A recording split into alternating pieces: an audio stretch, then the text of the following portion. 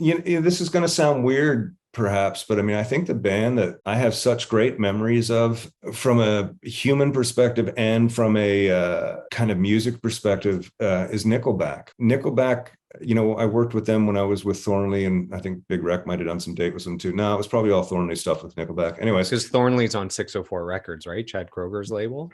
yes, and Big Rec, Ian had a history with Chad, that made them friends. And Chad and the guys were friendly to all of us. And then when they took us on tour, and it was just, for a band that as big as they are, and for a band that you hear so much hate about, they're some of the nicest guys I've ever worked with. They're incredibly down to earth. And their show, people ask me if I'm a Nickelback fan, and I have to say, like, I am. I don't have any of the records, and I don't have any of their CDs. It's not the type of thing I put on a Nickelback album for. But every time I've been to their concerts, and like we open up to them a lot, so I've seen them a lot, the show is friggin' amazing. I mean, it's an incredible show. They do what they do incredibly.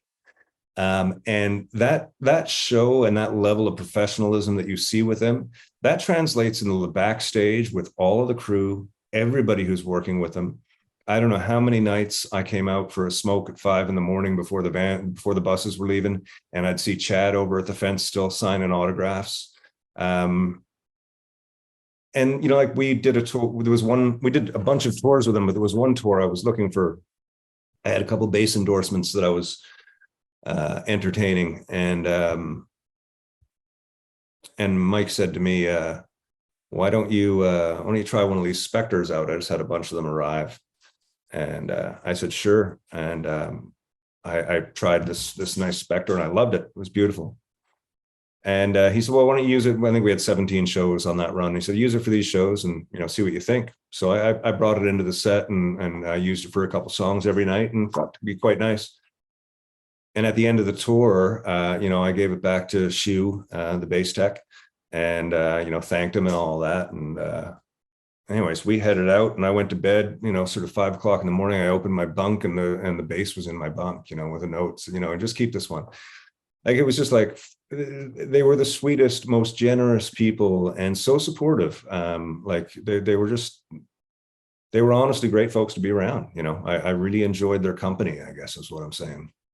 Yeah, I think everyone actually loves Nickelback, but they're so popular that it's not cool to like them, because just they're so popular. And man, yeah. I have so many good Nickelback stories. So I saw Nickelback so long ago that they were opening for Everclear in Ottawa.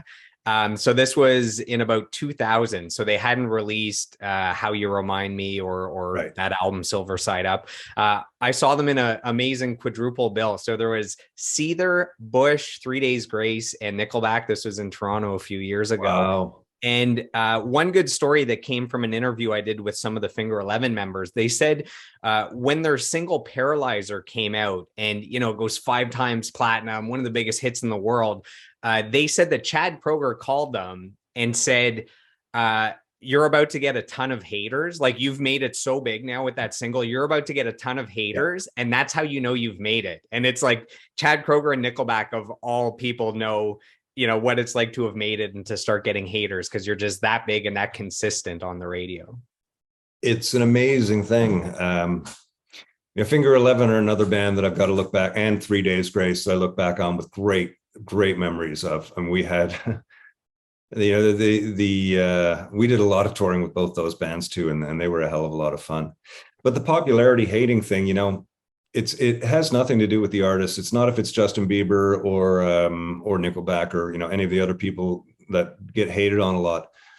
If you took the color blue and if everybody just started putting the color blue, like blocks of blue, up for pictures on Facebook, and made their profile pictures blue, and blue became the most popular color in the world, it'd be amazing how many people you'd know about that hate blue.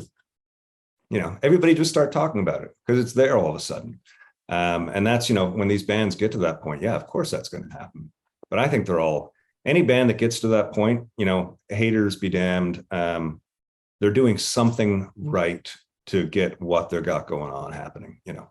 Yeah, I love that Nickelback's really embraced their sense of humor and embraced the haters and the memes, and they use that now as a big part of their promotion. Like they're actually very, very funny. And they were saying that their longevity has a lot to do with the haters, because there's so many memes that go viral and it's pushing the music. And they said without all the haters and all the jokes and the memes, they wouldn't still be around today. So I'm sure it's true. I'm sure it's true.